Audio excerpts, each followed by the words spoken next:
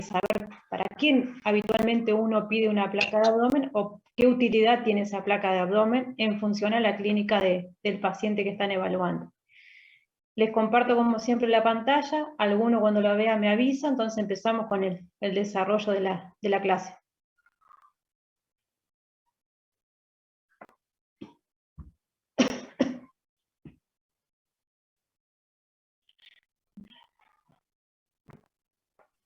Ahí se ve, profe.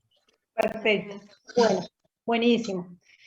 Para hacer un repaso, básicamente, de lo que estuvimos hablando la semana pasada, y con respecto a por ahí algunas cosas que creo que quedaron haciendo ruido, y porque escuché también algunas preguntas o inquietudes con respecto a esto, es muy difícil a veces poder saber, sobre todo cuando yo no pedí la placa, si la placa que trae el paciente está en posición de pie o acostado.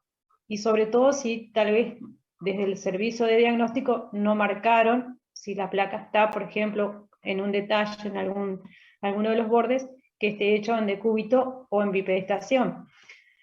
Entonces, hay formas también de poder relacionar la imagen, la anatomía de la imagen que estoy observando, para poder saber si la placa está hecha en una posición o en la otra. Una de las formas más rápidas de poder darse cuenta es observando la estructura ósea, que tengo la posibilidad de que es bastante amplia en el abdomen, y poder reconocer en forma a la posición de esta estructura ósea si el paciente está acostado o está de pie. Cuando el paciente está acostado, tenemos que tener en cuenta que al estar apoyado sobre la camilla, hay un contacto más directo entre la estructura ósea, que es posterior, porque tengo la columna posterior y todo lo que es la pelvis posterior en la camilla, y encima tengo el peso del abdomen del paciente. Entonces, eso me va a hacer que cuando yo vea la pelvis del paciente acostado, voy a observar que la veo respetando ese plano coronal. Fíjense que todo lo que es la cresta ilíaca, ya sea en el lado derecho como en el lado izquierdo, la voy a ver bien simétrica, fíjense que están a la misma altura, la veo bien plana, o sea, puedo ver todo ese recorrido bien redondeado, ya sea en el lado derecho como en el lado izquierdo, y a su vez puedo ver la definición de la columna central, fíjense que veo bien los rebordes de los espacios intervertebrales, puedo ver bien todo lo que es la estructura vertebral bien definida con los pedículos, y eso básicamente me está demostrando que yo tengo un contacto bien directo entre lo que sería la parte posterior del paciente y el chasis donde estoy haciendo la imagen. Cosa que no pasa cuando el paciente está en posición de pie. ¿Por qué? Porque al estar parado, el abdomen tiende a ejercer presión hacia abajo y hacia adelante, no hacia atrás. Entonces va a tender a separarlo al paciente del chasis. Al separarlo del chasis, fíjense que la estructura de la pelvis cambia, ya no tiene ese borde tan plano y tan redondeada, la cresta ilíaca, fíjense que tiene una forma más puntiaguda, y a su vez toda la estructura de la pelvis tiende a ser más longilínea, tiende a ser más larga que ancha. Entonces, si ustedes comparan esta pelvis con respecto a esta, fíjense que yo veo una buena definición de la pelvis, veo bien un plano coronal, la veo bien de frente. En cambio, a esta pelvis yo la estoy viendo alargada, elongada, ¿sí? Y ya no está respetando el plano de evaluación coronal. Si encima comparamos la columna, fíjense que esta columna tiene una curvatura, que la curvatura normalmente se ve en las posiciones de pie, y fíjense que la definición de todo lo que es las carillas articulares y los pedículos en la columna no se ven tan definidos como se ven en la anterior. Entonces, en base a esas dos imágenes óseas visibles y que son bastante groseras, yo ya puedo tener un índice si la placa se hizo en posición acostado o de pie. La otra parte importante es ver la posición del vértice inferior del hígado. Normalmente, cuando yo estudio topografía, que la placa la hago en posición acostado, el vértice inferior del hígado coincide con el polo inferior del riñón derecho. Si el polo superior del riñón derecho está a nivel de D12, normalmente el polo inferior está a nivel de lo que sería la L2, L3 también. A esa altura, fíjense que el borde inferior del hígado tendría que estar cuando el paciente está en posición acostado. En cambio, cuando el paciente está en posición de pie, por gravedad y por peso del hígado, sobre todo teniendo en cuenta que es un órgano grande y pesado, fíjense que ese borde que lo veía a esta altura se me va a proyectar casi en contacto con la cresta ilíaca. Fíjense que toda esta sombra que yo veo acá, que puedo recorrerla, corresponde a la silueta del hígado que está ocupando todo ese sector. Entonces, en conclusión, fíjense siempre, primeramente si tienen la posibilidad de que esté puesto en alguno de los bordes la palabra decúbito o bipedestación, es lo ideal. Si no, empezamos mirando primeramente la estructura ósea, pelvis, columna, posición del hígado y después cotejo con lo que encuentro dentro del intestino o dentro del contenido, abdominal. ¿Sí? ¿Alguna pregunta?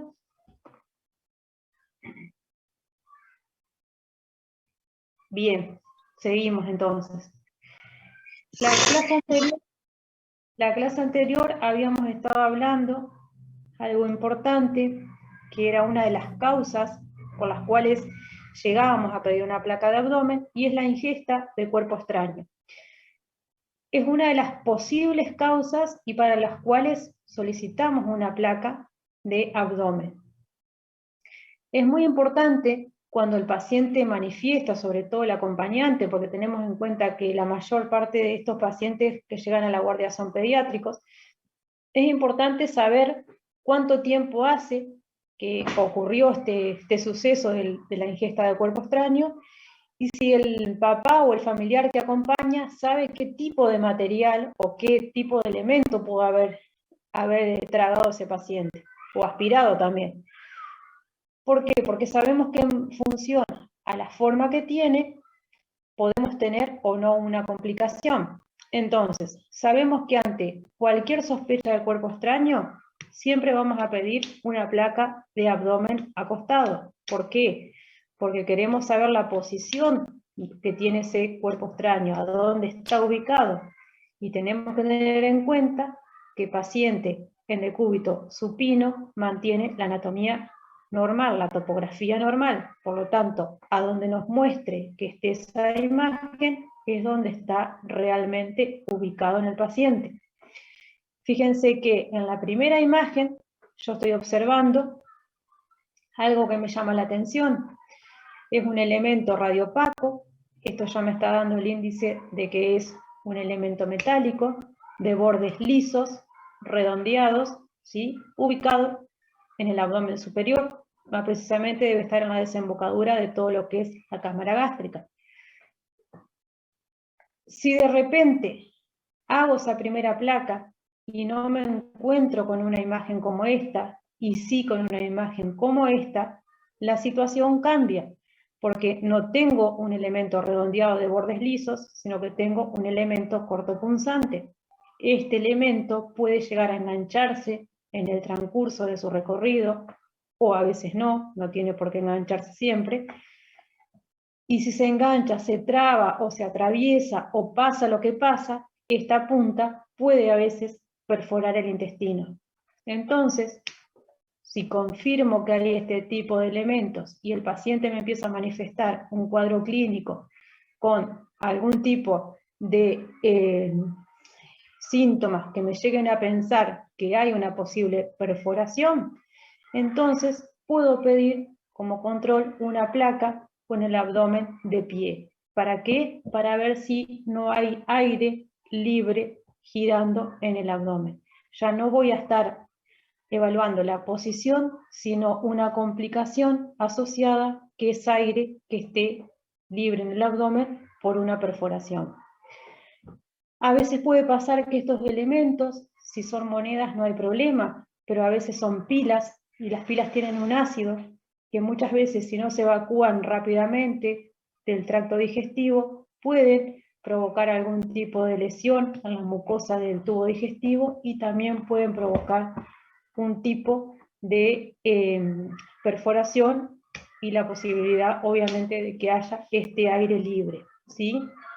Entonces, resumiendo, siempre vamos a buscar la topografía normal con una posición acostado, y si veo una complicación por posible aire libre en el abdomen, voy a pedir un complemento para una placa de pie, siempre y cuando amerite el tipo de elemento que se haya aspirado el paciente.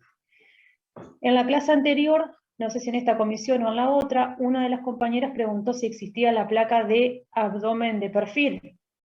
Y existe, más allá de que no forma parte de lo que sería el par radiológico del abdomen, pero normalmente se pide cuando hay algún tipo de indicación que realmente justifique hacer esa placa.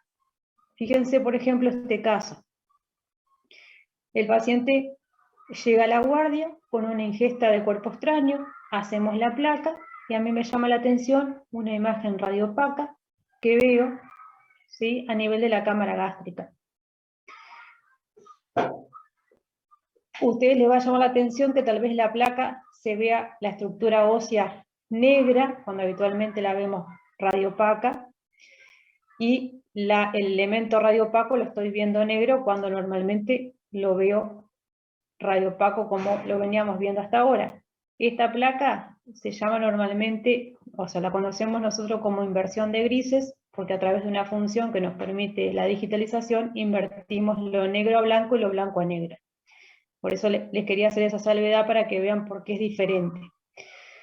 Bien, entonces hacemos una placa y encontramos un elemento que nos llama la atención. Y esa mamá que lo acompañó o ese papá manifiesta que cree que es un broche que tiene en la parte posterior, por ejemplo, un gancho. Si yo lo observo en la placa coronal de frente, veo solamente una imagen opaca redondeada.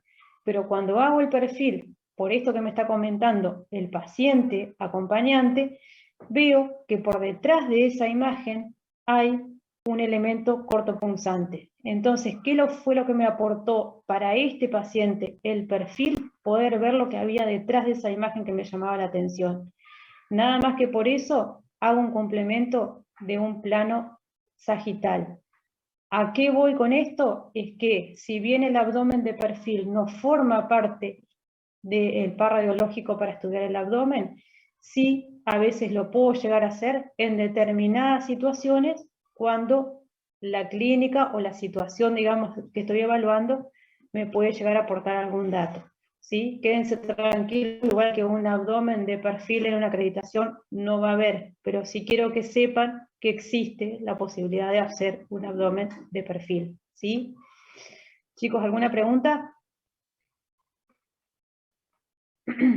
La inversión de grises, ¿para qué sería?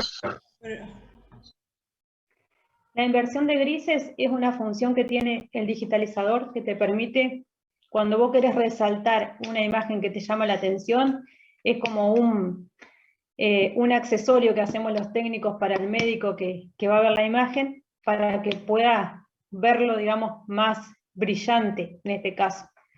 ¿Sí? Gracias. Bien, es como a veces tiene un montón la digitalización tiene un montón de funciones.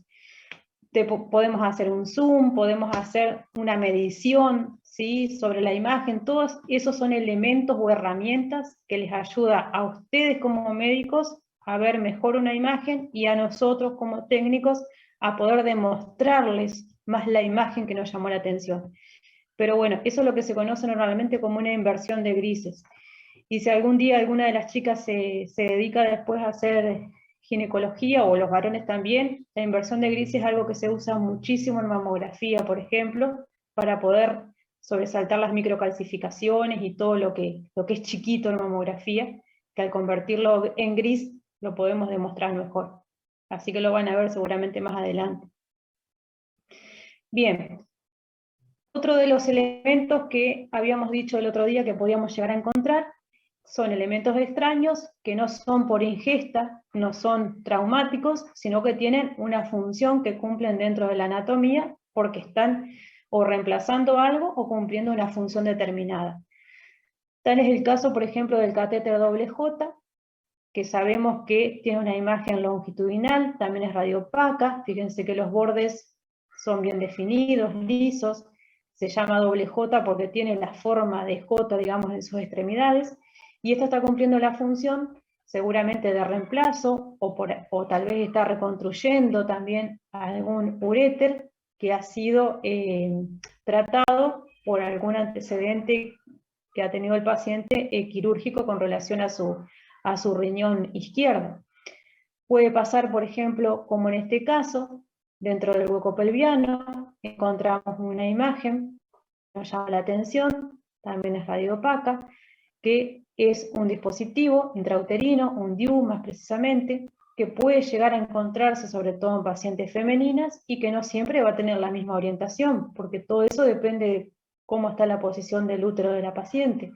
Lo puedo tener orientado hacia el lado derecho, como en este caso, puede estar orientado sobre el lado izquierdo, puede estar más superior, porque eso depende de la cavidad uterina del paciente que estoy evaluando. Pero sí tengo que saber que esto es posible de encontrar dentro de una paciente, sobre todo cuando no conozco los antecedentes.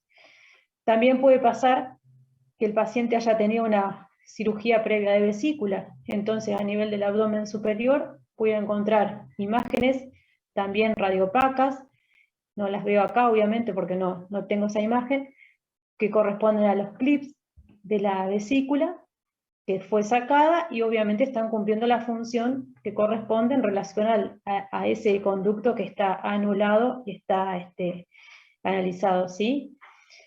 Lo que sí tengo que saber es que todos estos elementos son cuerpos extraños que, a diferencia de los anteriores, estos están cumpliendo una función quirúrgica, los demás están cumpliendo, digamos, un proceso traumático como en el caso de las monedas.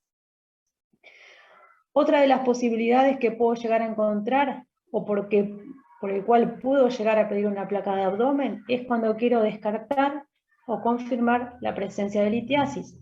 Paciente que llega a la guardia con un dolor agudo y que sospecho de alguna posible existencia de cólico renal, sobre todo si el paciente les manifiesta que ya ha tenido ese tipo de dolor y tiene antecedentes de cólicos renales, es poder descartar la existencia de alguna litiasis dentro de todo lo que es el sistema urinario. Vuelvo a repetir, si ustedes quieren ver la anatomía real, normal de ese sistema urinario y saber si hay alguna litiasis y dónde realmente está ubicada, no van a pedir la placa en posición de pie, la van a pedir en decúbito supino, con el paciente acostado. Entonces, fíjense en el caso, por ejemplo, que tengo acá en el lado izquierdo. Tengo una imagen radiopaca que me llama la atención, es bastante grande, ¿sí? Tengo que tener en cuenta que la litiasis tiene calcio, hay otras litiasis que son las de uratos que no las van a ver por radiología, esas generalmente se ven por ecografía, pero radiológicamente las que tienen calcio son las que yo puedo distinguir radiológicamente. Fíjense que esta es bastante grande y está ocupando el seno renal del paciente en el lado derecho. Cuando miro la contralateral, el paciente viene tal vez seguramente con los mismos síntomas de cólico, y si hago todo el recorrido encuentro una imagen que me llama la atención, ahí es bien chiquita en relación a la anterior, que corresponde a una litiasis que está en el trayecto ureteral. ¿A qué voy con esto? Que cuando yo recorro un sistema urinario, no siempre tengo que pensar que la litiasis está adentro del seno renal. Puede estar en el trayecto ureteral o puede estar inclusive hasta dentro de la vejiga. Lo que sí yo tengo que saber es que si en ese trayecto encuentro una imagen radiopaca como esta o como esta, es compatible con una posible litiasis renal, ¿sí? ¿Por qué? Porque está dentro de lo que sería todo el trayecto urinario del paciente. A veces puede ser grande, como en este caso, a veces puede ser chica, como en este, puede ser unilateral o puede ser bilateral, puede ser una o pueden ser múltiples, pero siempre la característica que tiene la litiasis es que tiene calcio en su interior y la imagen es radiopaca, similar a la que yo veo en la estructura ósea. ¿Sí? ¿Alguna pregunta, chicos?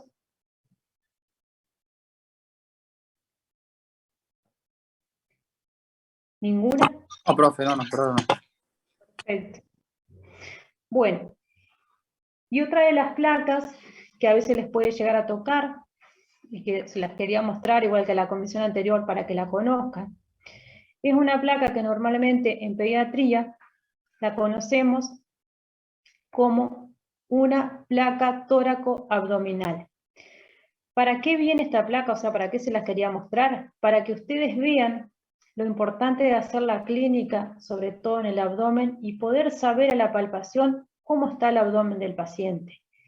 Fíjense en pediatría que es muy difícil a veces poder evaluar el abdomen, ¿sí? Porque fíjense que las paredes abdominales en el paciente pediátrico siempre tienden a estar distendidas a diferencia del paciente adulto. ¿Por qué? Porque el contenido intestinal o abdominal, en este caso, del pediátrico siempre es mayor que en el paciente adulto. Cuando nosotros en pediatría nos llaman para hacer una placa de abdomen, por lo general aprovechamos que vamos a irradiar al paciente y en un solo disparo hacemos el tórax también incluido. ¿Para qué? Para que lo irradiemos una sola vez al paciente y podamos aportarle al médico que solicita la placa 2 sectores anatómicos que son de interés y que tienen relación entre sí. Cuando vean una placa como esta, más allá de que la hayan pedido o no, sepan que esta placa es una tóraco-abdominal. Veo el tórax y veo el abdomen. Fíjense que la cámara gástrica del recién nacido o del paciente lactante siempre es grande, siempre es amplia, a tal punto que desciende y comprime a todo lo que es las asas intestinales hacia la parte inferior. Pero a pesar de eso, la distribución aérea que yo veo dentro de estas asas, fíjense que ya las veo tanto en el lado derecho como en el lado izquierdo presente. O sea que la distribución aérea intestinal es normal en este paciente, con una cámara gástrica grande y con un hígado que tiene la misma opacidad que el paciente adulto, ¿sí? Placa RX, tórax abdominal. Paciente en posición acostado, obviamente porque es un recién nacido, aunque también lo podemos colgar y hacer un paciente en posición de pie, aunque sea recién nacido también. Bien, ¿qué es lo que pasa cuando veo un paciente como esto? ¿Qué es lo que me llama la atención acá? Veo imagen radiolúcida, ¿sí? Si separo el abdomen a la mitad, a nivel del ombligo, la zona umbilical, voy a decir que tengo el abdomen superior y por debajo del ombligo tengo el abdomen inferior. Si yo observo y estoy diciendo que la distribución aérea tiene que ser normal y uniforme en todo el abdomen, me encuentro con que acá veo solamente aire en el abdomen superior. Y en el abdomen inferior no veo nada de aire. Entonces, ¿qué es lo que puede estar pasando acá? Más allá de desconocer la clínica del paciente, hay algo que está obstruyendo el pasaje del aire hacia el abdomen inferior. Esto generalmente se da en pacientes recién nacidos, cuando nacen con alguna hipertrofia de píloro, el píloro está totalmente cerrado, entonces ¿qué hace? Se alimenta, se llena de aire toda la parte que está por encima de ese píloro, pero no puede pasar porque hay una obstrucción. Entonces, más allá de desconocer la clínica del paciente, yo lo que sí puedo afirmar acá es que hay un nivel obstructivo superior que no me está permitiendo que parte de este aire esté en el abdomen inferior. Lo mismo está pasando en esto. Fíjese que yo tengo una cámara gástrica grande, llena de aire, y por debajo no veo nada de aire en el abdomen inferior. Aún desconociendo la clínica, yo lo que sí puedo confirmar con la placa es que acá hay un nivel obstructivo que me está impidiendo que el aire que está por encima de ese nivel pueda atravesar y descender al abdomen inferior. Esas son las imágenes características que me dan las obstrucciones. Si el aire está por encima, quiere decir, y no por debajo, quiere decir que hay algo que me está obstruyendo el pasaje y no puedo, digamos, acceder a la zona que está por inferior a ese sector. ¿Qué es lo que pasa cuando esta imagen la traslado a un paciente adulto? ¿Sí? Fíjense lo que hoy veníamos remarcando con respecto a poder observar las crestas ilíacas. Si nos ponemos a pensar, la cresta ilíaca, fíjense que esta está por debajo de esta, no la veo en forma plana, la estoy viendo más longitudinal, fíjense cómo estoy viendo la columna, ¿sí? Orientada hacia el lado derecho, no está centrada en el medio. Todas esas pautas óseas ya me están diciendo, aunque la placa no diga en posición de pie, que esta placa no se hizo con el paciente acostado, sino con el paciente en posición de pie. Y encima me pongo a observar el contenido que está en el abdomen y empiezo a ver imágenes que yo ya conozco, que son líneas rectas, y por encima estoy viendo aire. ¿Y qué es lo que me está demostrando esta línea recta? ¿Cómo se llama eso? Un nivel hidroaéreo. Exactamente, esa línea que yo estoy viendo acá me está demostrando que hay niveles donde yo veo por encima la presencia de aire. Y si se ponen a mirar, todos esos niveles hidroaéreos están a nivel del abdomen más superior. No veo aire en ampolla rectal. A pesar de que no tiene buena cobertura la imagen porque me falta la mitad del hueco pelviano, no veo imagen de aire acá por debajo. Entonces lo que me está demostrando es que hay también un proceso obstructivo seguramente a nivel del abdomen inferior que me hace que el aire quede retenido en el abdomen superior y no logre descender para el abdomen inferior del paciente. Entonces fíjense cómo a través de evaluar la estructura ósea y de leer un poco las imágenes que yo veo dentro del contenido del abdomen, puedo también saber si el paciente está en posición de pie o está en posición acostado, más allá de saber la clínica del paciente.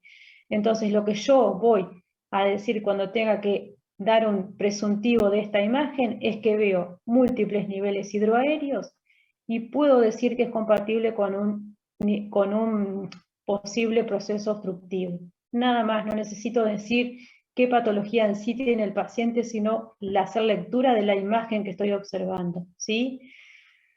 Fíjense lo que pasa en situaciones como esta. Antes que se corte, por las dudas les digo, después nos conectamos de vuelta. Nos queda todavía un rato, pero por las dudas. Fíjense lo que pasa y cómo yo puedo saber si la obstrucción es alta, si la obstrucción es baja, o en qué sector de ese tubo digestivo está. ¿Cómo puedo distinguir cuando lo que estoy observando es colon o cómo puedo distinguir si es intestino delgado? Anatómicamente, el colon es periférico, está a nivel de todo lo que serían los bordes del abdomen. Y tiene normalmente una forma de marco, ¿sí? No siempre se respeta porque depende de la anatomía del paciente.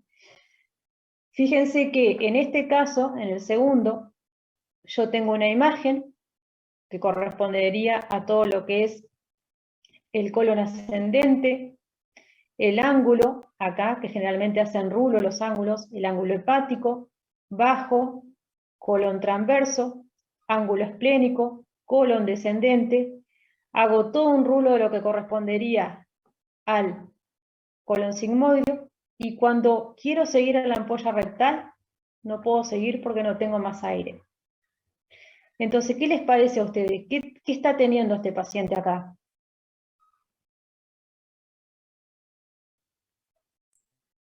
Una obstrucción del recto. Exacto, tiene una obstrucción baja, no me atrevería a decir recto, Hipólito, porque no sé a qué altura, pero sí puedo decir bajo porque estoy dentro del hueco pelviano. Tiene una obstrucción baja, ¿Por qué confirmo que hay una obstrucción baja? Porque no veo aire, y lo que sí observo es que todo el colon que está por encima está totalmente dilatado. Fíjense que el calibre de ese colon, si yo lo mido desde borde a borde o de pared a pared, fíjense que es dilatado, es grande, pierde toda la forma de las austras, fíjense que se vuelve liso casi, todo el intestino grueso, por la distensión que presenta, y eso me está marcando que siempre que haya una obstrucción, por encima de la obstrucción, todo lo que esté va a estar siempre más grande, más aumentado por la presión que está haciendo al no poder evacuar. Yo podría pensar de que acá hay una obstrucción alta a nivel del intestino delgado.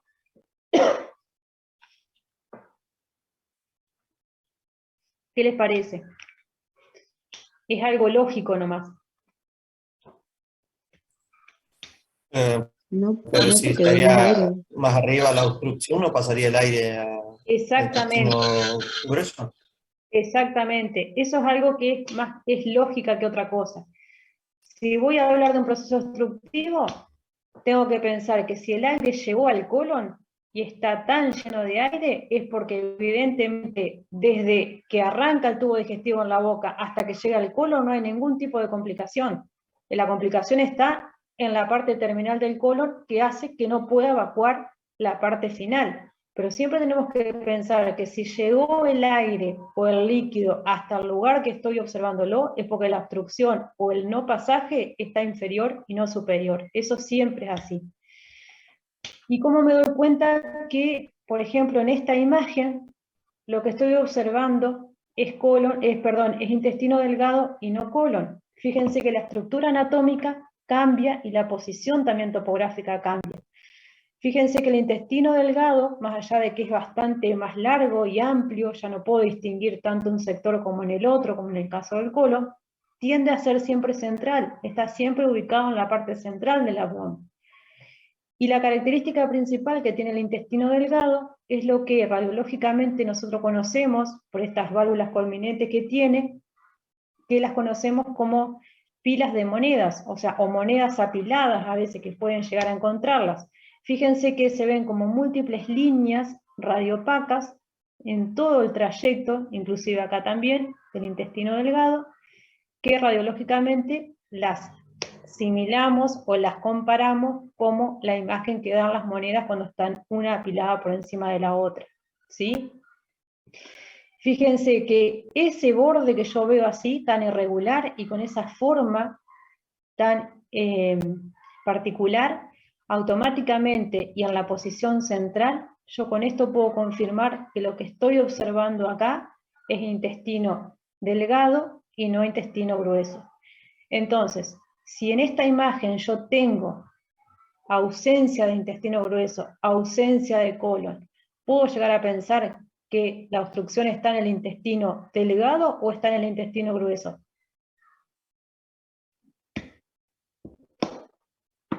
Intestino grueso. Exactamente, porque yo el intestino delgado lo estoy viendo, el que no estoy viendo es el grueso. O sea que evidentemente, más allá de saber a qué altura está la obstrucción o no, sí puedo saber a través de la anatomía en qué sector está visible y cuál no, ¿sí? Bien. Hay otra posibilidad que puedo llegar a tener también, aparte de lo obstructivo en el intestino, o sea, en una guardia, en un abdomen agudo, la presencia inversa a eso, que sería el paciente contimpado, el paciente que viene con un proceso también de un abdomen agudo, con un dolor terrible a la palpación, van a querer tocarlo y examinarlo y el paciente va a manifestar que tiene dolor. Siempre se le pregunta al paciente cómo son las deposiciones, siempre, ya sea que les va a decir que son líquidas o que hace una semana que no va al baño, es importante preguntar eso para saber qué tipo de imágenes vamos a recibir. Tenemos que tener en cuenta que el paciente contimpado es un paciente que también va a tener una distensión abdominal, también va a tener un colon aumentado de tamaño, y no solamente va a tener esta imagen radiolúcida en su interior o de imagen líquida, sino que también van a encontrar imágenes que son radiológicamente la conocemos como imágenes sucias. Fíjense que yo veo todo un puntillado acá que me dificulta inclusive poder observar toda la estructura ósea porque parece que me la estuviese tapando. Que todo esto que yo estoy observando acá, en todo lo que es la periferia del colon, es la presencia de materia fecal que está retenida, de grandes fecalomas, inclusive en todo lo que es la ampolla rectal, está lleno de materia fecal. Esto generalmente se da en pacientes con timpados, en pacientes con una evacuación que tal vez pasaron más de 7 días y van a caer a la guardia y van a manifestar, digamos, este antecedente. ¿Qué particularidad tiene la materia fecal? Que no es sólida, compacta, sino que tiene partes donde tienen espacios con aire, como esto, que yo veo imágenes radiolúcidas, ¿sí? Y a su vez tengo la imagen sólida, obviamente, de lo que sería la parte sólida del componente. Cuando yo veo una placa como esta, radiológicamente digo que es una placa sucia, una placa que tiene poca definición por el tipo de contenido que tiene en su interior. También me puede pasar como esto, fíjense que tengo un abdomen donde no puedo distinguir dónde está el colon, dónde está el intestino delgado, porque es tanta la cantidad de contenido, de información, de elementos que tengo dentro de todo ese trayecto, que hace que se me dificulte poder observar cada sector, pero sí lo que puedo interpretar y decir es que este paciente tiene una gran distensión y una gran dilatación de todo lo que sería la estructura del colon, del intestino delgado, por la presencia de aire, de materia fecal, de todo lo que puedo llegar a encontrar ahí adentro. Entonces, eso hace que se distienda y que me genere un patrón de imagen, como la que estoy observando, con el paciente siempre en posición de cúbito, porque quiero observar realmente la posición de todas estas vísceras. Bien, chicos, creo que queda un minuto por ahí antes de seguir, capaz que dejamos que se corte y nos enganchamos de vuelta. ¿Alguno quiere hacer alguna pregunta hasta acá?